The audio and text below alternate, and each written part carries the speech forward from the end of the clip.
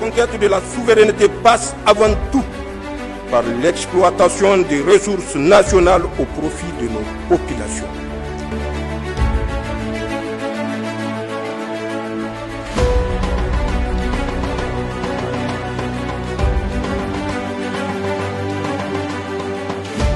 Par ailleurs, le ministre de l'Agriculture et de l'Élevage a réceptionné cet après-midi à l'abattoir de Niamey un conteneur frigorifique offert par la mission bilatérale de soutien au Niger, MISSIN, une donation qui vient renforcer les capacités de conservation et de réfrigération des viandes de l'abattoir frigorifique de la capitale. Cette cérémonie s'est déroulée en présence du gouverneur de la région de Niamey, de l'ambassadeur de la République d'Italie au Niger et de plusieurs autres invités, Abdelkarim Mamambarmou et Abdraman Jean.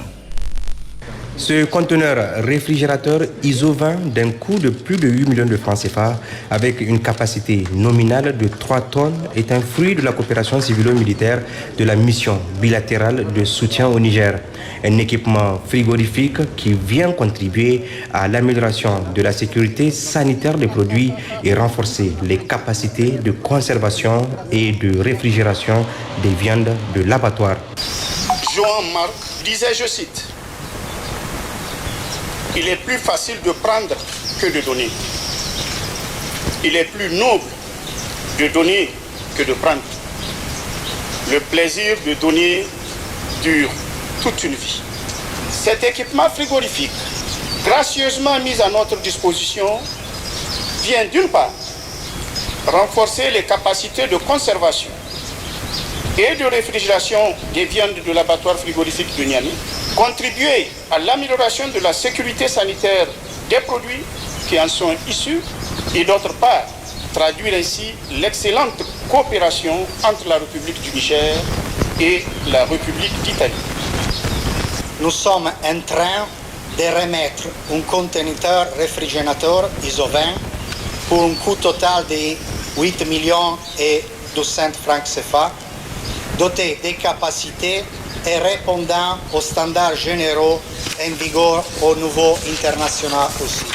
Un geste qui vient confirmer l'engagement du gouvernement italien à accompagner le Niger dans sa quête de souveraineté alimentaire prônée par le Conseil national pour la sauvegarde de la patrie et le gouvernement. Cet appui combien important vient élargir le nombre d'équipements de ce genre qui passe de 5 à 6 conteneurs, renforçant ainsi la capacité de conservation des viandes de cet établissement. Cela aidera l'abattoir frigorifique à remplir sa mission de santé publique vétérinaire et ses partenaires bouchers pour une meilleure conservation de leurs produits. Je reste persuadé que cette coopération multiforme, déjà fructueuse entre la République d'Italie et la République du Niger, se renforcera davantage au profit des différentes couches socio-professionnelles de notre pays. Ceci nous réconforte à plus d'un titre et nous en remercions la coopération italienne. Au nom des plus hautes autorités du Niger, nous vous adressons tous nos remerciements pour vos appuis multiformes et multiples à l'endroit de mon département ministériel, pierre angulaire de notre souveraineté alimentaire. Auparavant, le chargé d'affaires de l'ambassade de la République d'Italie au Niger, Roberto Orlando, a réaffirmé l'engagement et le soutien de son pays à renforcer davantage la coopération entre les deux pays. Ce conteneur frigorifique mis à la disposition de l'abattoir de Niamey contribuera à améliorer la qualité des prestations de service de ce dernier. Les bonnes volontés se sont manifestées au Fonds de solidarité pour la sauvegarde de la patrie FSSP, apportant leur contribution. Et ce mercredi 9 octobre 2024, ce sont des contributions en nature et en espèces qui ont été enregistrées sous la présidence de la présidente du comité de gestion du fonds, Nafissa Badamassi Hassan Moussa. L'engagement des bonnes volontés à contribuer au développement et à la refondation du pays continue de se manifester à travers la participation des patriotes au Fonds de solidarité pour la sauvegarde de la patrie FSSP. Ce 9 octobre 2024, le fonds a enregistré la contribution du groupement CGP SA et l'ARIN SA. Une contribution en nature et en espèces constituée de 5 tonnes de riz et 5 autres de maïs d'une valeur de 4 225 000 francs CFA et d'une somme de 2 millions de francs CFA destinée aux victimes des inondations de cette année. Au vu des inondations, nous ne pouvons pas rester à l'écart, ce qui a fait que nous avons eu 10 tonnes de céréales, plus 2 millions pour notre contribution aux inondations de la population du Niger. Donc nous soutenons le gouvernement, nous soutenons le peuple nigérien dans sa lutte et c'est là notre apport. Le FSSP a enregistré également la contribution de l'ONG Mounarmata de l'arrondissement communal Niamey 1 qui s'élève à 73 000 francs CFA. Nous saluons les efforts du Fonds de solidarité malgré ses nombreuses actions. Continue de soutenir la cause des femmes et promouvoir leur autonomisation. Les jeunes Amadou Ibrahim Soufiane Sissé et Alassane Abdel Nasser se sont aussi manifestés en apportant une somme de 2 000 francs CFA chacun au FSSP. Et je suis là pour apporter ma contribution au FSSP qui s'élève à 2 000 francs CFA. Je profite de cette présence pour faire un appel aux jeunes de vraiment faire un effort pour notre pays qui est le Niger. Des autres bonnes volontés ont également participé à hauteur de 2 000 francs chacun. Il s'agit de Ramatou Adamou Abdou et d'un anonyme.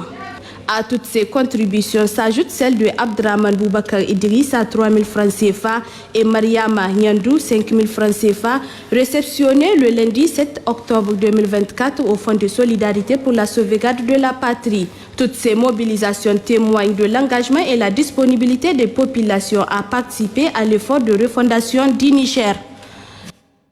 Restons avec la présidente du Fonds de solidarité pour la sauvegarde de la patrie et le bureau exécutif de l'Union des scolaires nigériens USN qui ont assuré hier, 8 octobre 2024, le suivi de la mise en œuvre des activités du projet Ilimi de Nessiha à Missali. Ceci a consacré des visites sur des sites où des actions de sensibilisation et de reboisement sont menées. Achit Bawa, Habib Abdraman. Cette sortie des membres du comité de gestion du Fonds de solidarité pour la sauvegarde de la patrie FSSP et de l'Union des scolaires nigériens USN s'inscrit dans le cadre du suivi.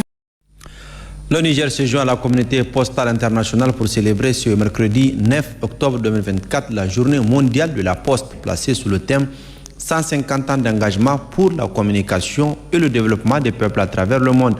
À cette occasion, la direction générale du Niger Post a décidé de célébrer cette journée ce matin même à Niamey. Et c'est le ministre de la Communication, des Postes et de l'économie numérique qui a présidé la cérémonie en présence du directeur général du Niger Post, Nayatullah Hassan et Adraman Jean. Le 9 octobre de chaque année marque la date anniversaire de la fondation de l'Union postale universelle en 1874 dans la capitale suisse. Pour marquer cette journée, le ministre de la Communication, des Postes et de l'économie numérique et les acteurs intervenant dans le domaine ont initié plusieurs activités, dont une caravane de sensibilisation sur les produits et services de Niger Post. Le coup d'envoi de cette caravane s'est déroulé au pied du ministre en charge des Postes, où un cadeau symbolique composé de toutes les informations sur la société a été remis au ministre Sid Mohamed Raliou. Cependant, après ce lancement officiel, cap a été mis sur la direction générale de l'ARCEP. Même exercice ici aussi.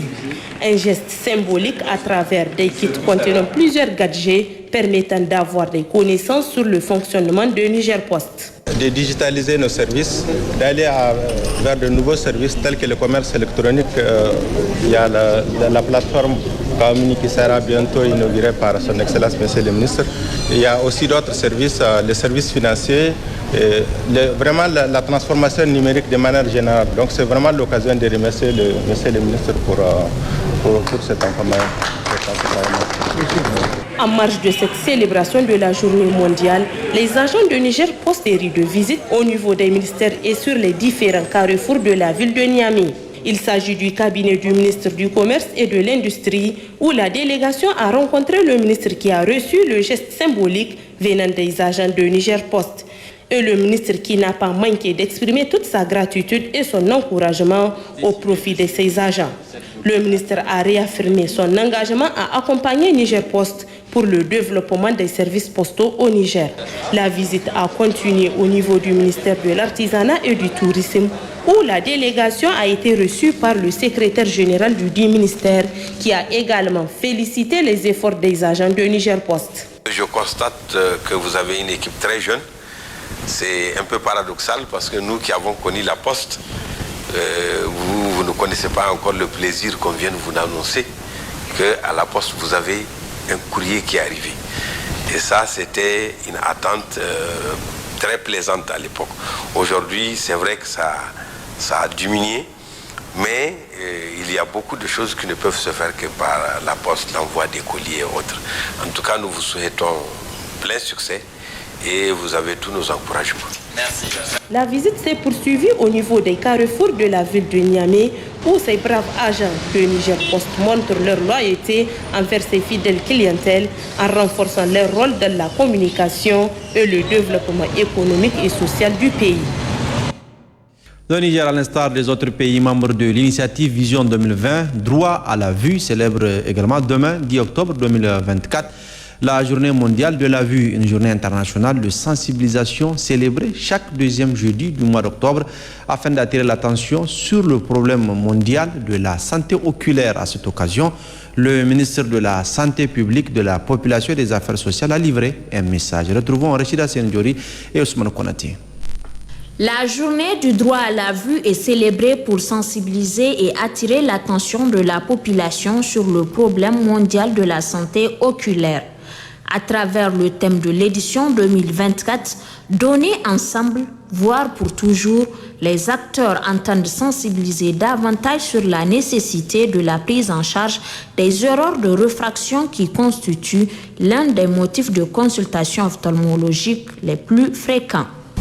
Dans le monde, on estime à 1,2 milliard de personnes qui n'ont pas accès à des soins oculaires de base. Au Niger, la lutte contre la cécité évitable passe par la disponibilité et l'accessibilité des soins oculaires de qualité dans nos communautés. Ainsi, à l'accession du Conseil national pour la sauvegarde de la patrie, au pouvoir à ce jour, en plus des interventions en routine, l'État et ses partenaires ont organisé 17 campagnes de soins oculaires gratuits pendant lesquelles 8602 personnes aveugles de cataracte ont été opérées. 94 521 malades oculaires ont été consultés et traités. Pour les vices de réfraction en milieu scolaire, ce sont 111 632 écoliers qui ont été examinés à Niamey et à Polo, parmi lesquels 6 576 ont besoin de lunettes et 158 opérés des affections oculaires cessissantes divers. La déficience visuelle n'est pas sans conséquence sur le bien-être et le développement d'une personne. C'est pourquoi le ministre de la Santé publique, de la Population et des Affaires sociales, le médecin-colonel-major Garba Hakimi, appelle les partenaires à redoubler d'efforts pour la mobilisation des fonds pour la combattre. Le défi de la Journée mondiale de la vue est une belle occasion pour éradiquer les erreurs de réfraction non corrigées en offrant la vue aux familles du monde entier.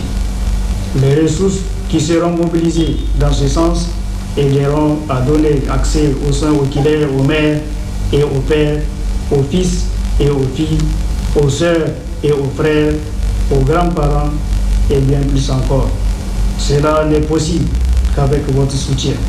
Chacun de nous peut faire un don pour aider les personnes mal desservies à obtenir les services de soins oculaires dont elles en ont besoin. Aidons ensemble le système de santé à redonner la vue aux victimes et ainsi changer les vies de leur famille. Occasion saisie par le médecin-colonel-major Garba Hakimi pour saluer l'État et les partenaires techniques et financiers pour les efforts qu'ils ne cessent d'apporter dans le cadre de la lutte contre les déficiences visuelles au Niger. La